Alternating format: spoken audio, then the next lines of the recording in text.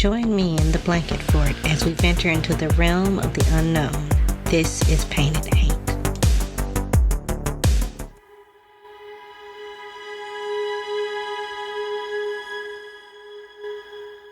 Alright, I'm gonna do it.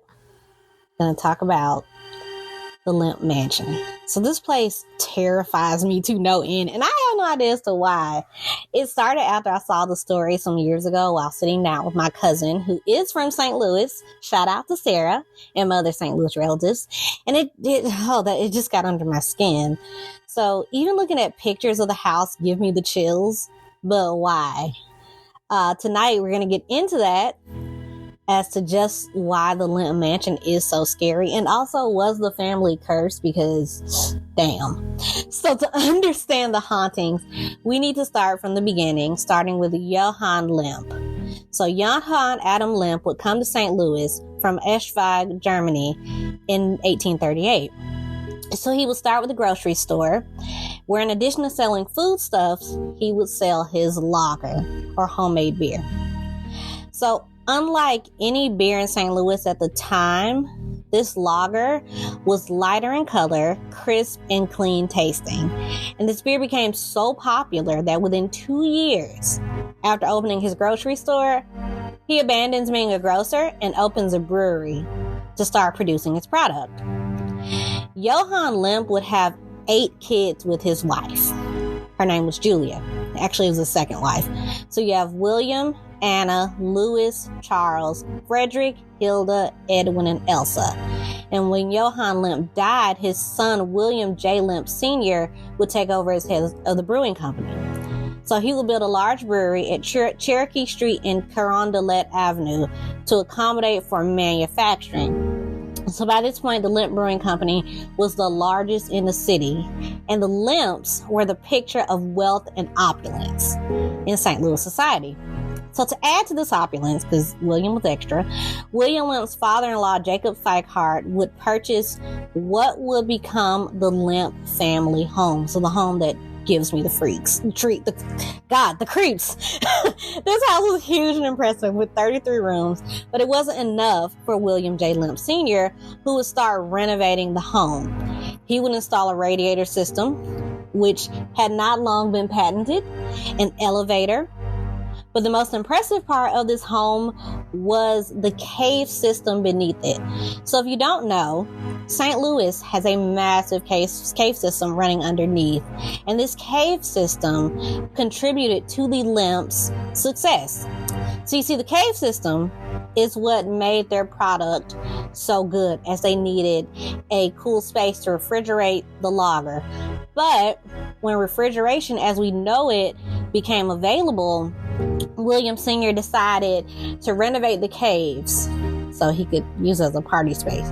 So it went from a rudimentary fridge to a place to party. He would add an auditorium and a theater. On top of that, he needed a large swimming pool, and he would use the hot water from the brewery to warm it, or to, basically using the water. He would also add a bowling alley. So William Lemp Jr. would take on the family business in 1904, and this is where the issues start. So for one, William Sr. really did not want William Jr. to take over the business. The business was supposed to go to Frederick, who was William Sr.'s favorite son. However, Frederick died at the age of 28 in 1901 from heart failure. So now William Lemp Jr., he gives rich boy brat energy from what I've researched. He was married to a woman called Lillian Hanlon. So at first, they enjoyed their life together, spending the Lemp fortune, but William Jr. would get tired of Lillian and start cheating on her. And he would do this literally beneath her feet in the now converted caves. So there will be raucous parties complete with drinking and prostitutes. And supposedly one of these trysts led to the birth of Ezekiel Lemp. Now it's also been said that Ezekiel, aka Zeke, was Lillian's son. Either way, Zeke was said to have had what we now know as Down syndrome, and in cliche turn of the century rich people fashion, Zeke was shut away in the attic as though he was an embarrassment to the family. So when Zeke was living, people would pass by the home out on the street, and they would claim to see him looking out the window of the attic.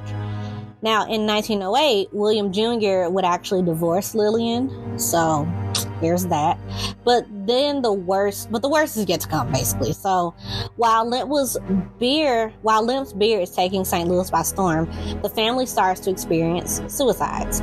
So the first of which started with William Lemp Sr., the head of the family.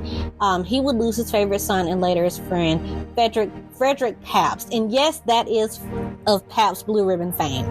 So he began to retreat from the public eye and his physical health began to decline. Finally, on February 13, 1904, William Sr. would take a .38 caliber revolver and shoot himself in the head. Elsa Lemp's suicide would come after her father. So Elsa Lemp had been married to Thomas Wright, but her marriage to him was not ideal.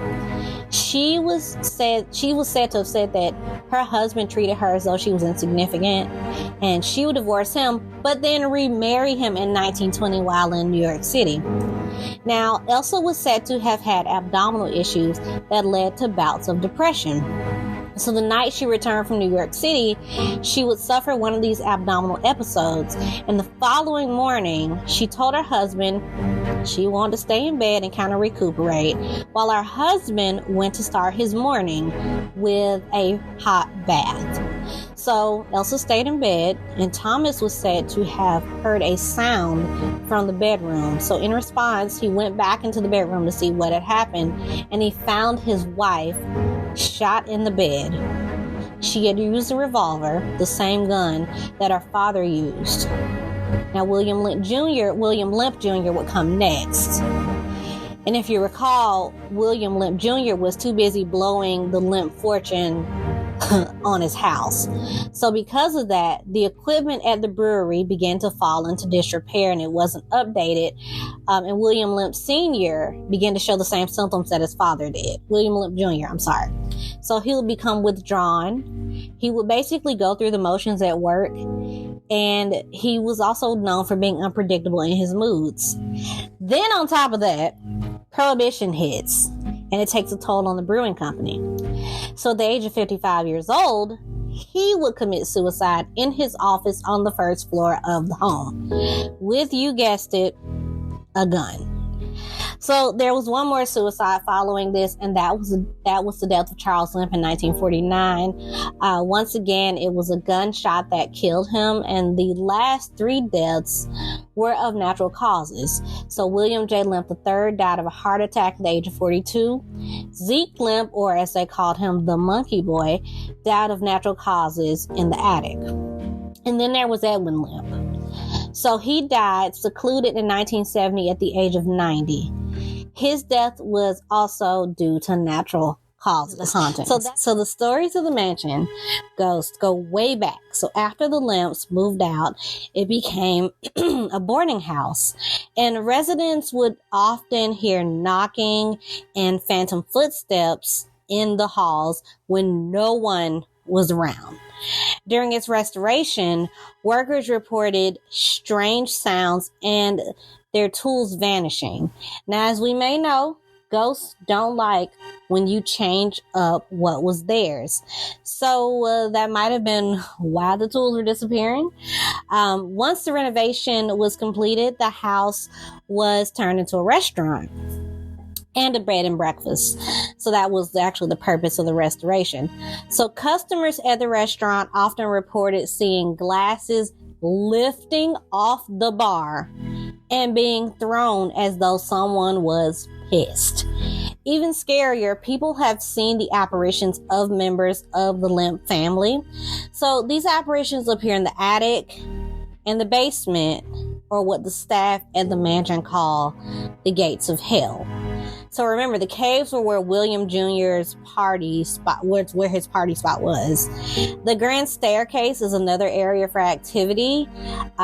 People actually just hear like running up and down the stairs. But the basement and the attic are like the two creepiest, in my opinion. So the attic is said to be haunted by Zeke, aka the monkey boy. So people often see the ghost of Zeke looking out of the attic window as he did in life. That was actually his favorite thing to do.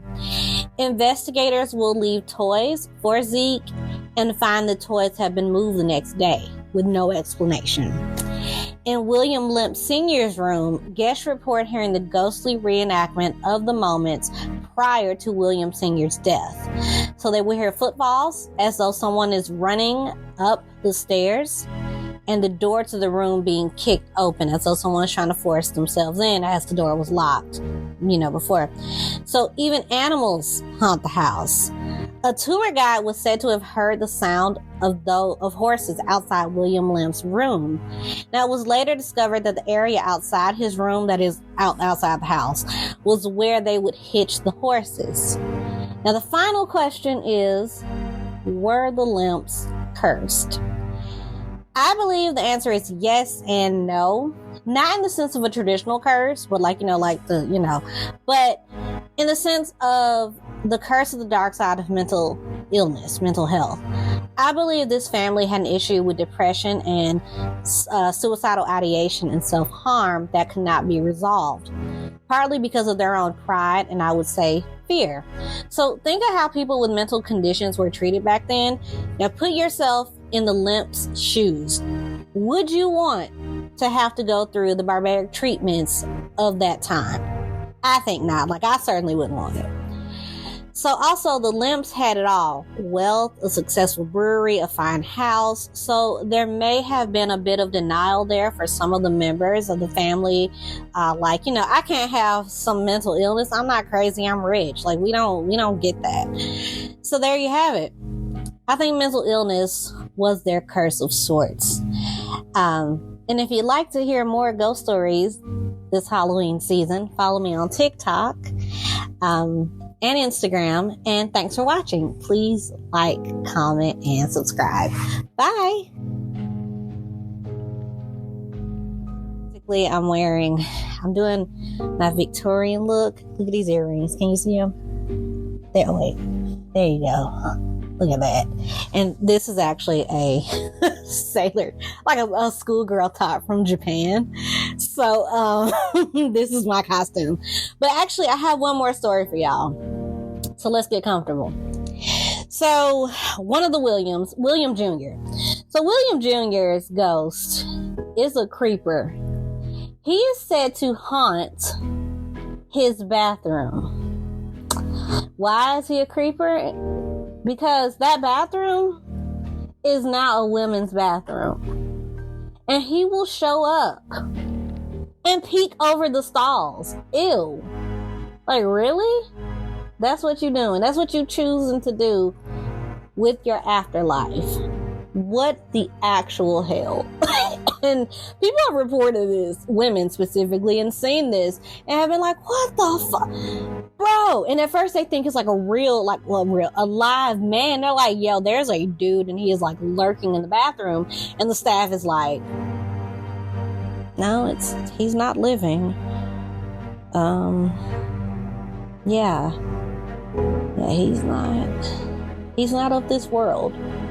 Which makes it creepy. One more thing is one of the relatives, I think it was Charles, he had, in addition to becoming kind of reclusive, he was said to have become basically what we know now today as a germaphobe. And that's why I say that family had a curse of mental illness, because it ran the gamut. There was suicidal ideation, I would say / self-harm, because I feel like if you shoot yourself in the head, that kind of goes beyond self-harm. But his thing was being a germaphobe. So yeah, that was something that I found kind of interesting about that family. Now, other people say that their curse comes from the caves, actually. Sorry, my eyes got really excited there. That was weird. But they say that the caves is what's doing this to these people. So they claim that like the caves have some kind of like evil energy type ish going on, and that's what was getting to the Lemps up on the surface. And also, caves in Missouri have a bit of a thing. So down in, is that Cape Girardeau? Correct me if I'm wrong, but no, Cape Girardeau. No, that's where I applied to college. I just told on myself. Anyways, no, it's Hannibal, Missouri. So Hannibal, Missouri has a pretty sizable cave system running underneath it, and they talk about this story actually that what's his name? Huckleberry Finn, Mark Twain, Samuel Clemens, that guy. Yeah, he actually tells, like, he had known this story as a child about this man who preserved his dead daughter down there. He was a doctor, and I guess he was like grieving out of his mind from his daughter's death. You know, it's understandable.